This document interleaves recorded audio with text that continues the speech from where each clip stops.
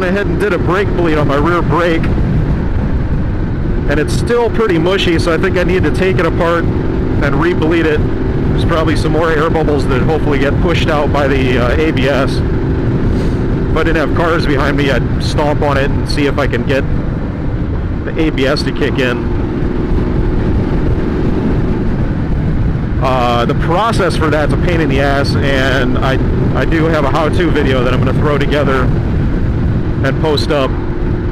You have to take off the rear wheel, take the caliper off, flip it upside down on the rotor, push out the air bubbles from the pistons, and gradually pump the fluid with the pedal. And I got a ton of air out. I mean, the system goes from below the swing arm all the way up to about this area right here on the bike, above the right intake snorkel on the air box, and then goes all the way back down to the foot peg area for the lever and the master cylinder. And that seems to me like a pretty stupid pretty stupid layout for a braking system, because that's a huge loop that can collect air bubbles, and I don't recall seeing a bleeder when I took everything off. So unless they're expecting us to like crack the lines and completely disassemble the bike every time we need to bleed the brakes, I really hope that Ducati has some kind of solution, like a bolt-on bleeder nipple or something, because it just, bleeding these brakes is a real pain in the ass. I don't think the mechanics at the dealerships really have an easy mode method to do it. So what I did was I bought a Slingshot Racing reservoir cap that's made out of aluminum from Amazon. It's like 30 bucks, a couple extra dollars for shipping. And what I'm going to do is get a bleeder nipple, one of those one-way speed bleeders, and drill a hole in the cap, tap it, and put the speed bleeder into the cap. And then what I'm going to do is crack the bleeder on the caliper after attaching a hose to it in a bottle of brake fluid. And then I'm going to use a Mighty Vac on the master cylinder reservoir to suck the fluid from the caliper all the way up the lines into the reservoir. Now normally what I would do is use a reverse fill injector, which is kind of like a little squirt gun thing, kind of a syringe, to pump the fluid from the caliper up to the reservoir. But unfortunately the nipple that's on the caliper is kind of leaky and doesn't hold enough pressure.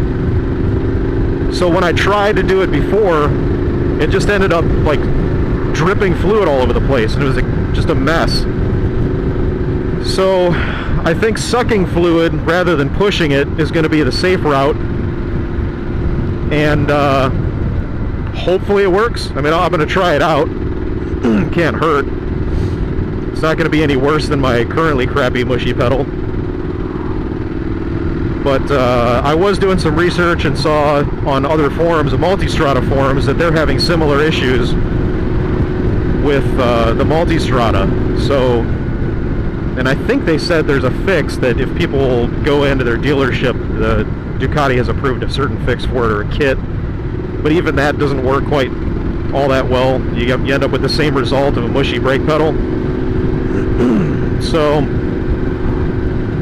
I'm going to try to cap, and if that takes care of it and makes bleeding really easy, then that's enough for me.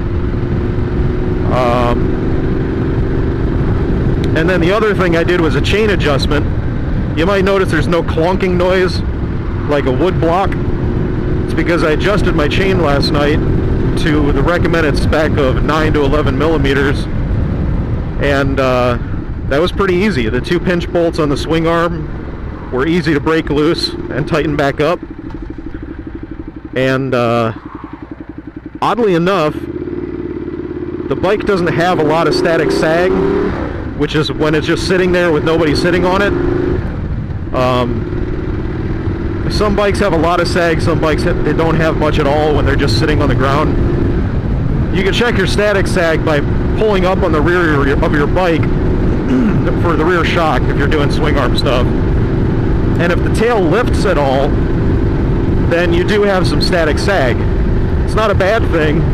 Too much static sag is a bad thing, but a little bit isn't a big deal, and it's actually kind of a good thing for suspension travel when you're going over bumps to keep traction.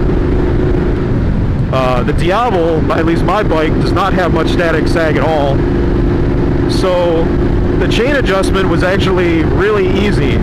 Once I did it with the bike on its side stand, like the manual recommends, I put it up on my Moto manufacturing stand, and the setting after pinching the pinch, or torquing down the pinch bolts, which on the Speed Triple, oddly enough, tightens up the chain, and you have to actually adjust it to be a little bit loose before you tighten the pinch bolts. Well, on the Diavel, I tightened up the pinch bolts and nothing changed, so that's good. I put it up on the stand, and it was still the same measurement, just below ½ an inch, between just above, say, like 1/3 of an inch. Kind of a goofy measurement, but that's got to be that's the conversion of 9 to 11 millimeters in standard. I didn't have a metric ruler or anything last night, so I just used a Sharpie and measured it out, marked out the zone that I want to be adjusted to. So that completely got rid of the chain slap. And I think because of the geometry of the swing arm, it looks like the front sprocket is actually kind of directly in line with the swing arm. So what that means is, as you're compressing and unloading the rear shock and the swing arm's going up and down, it's not causing the chain to get much tighter or looser. Unlike many other bikes that form kind of an angle with their suspension geometry at the rear.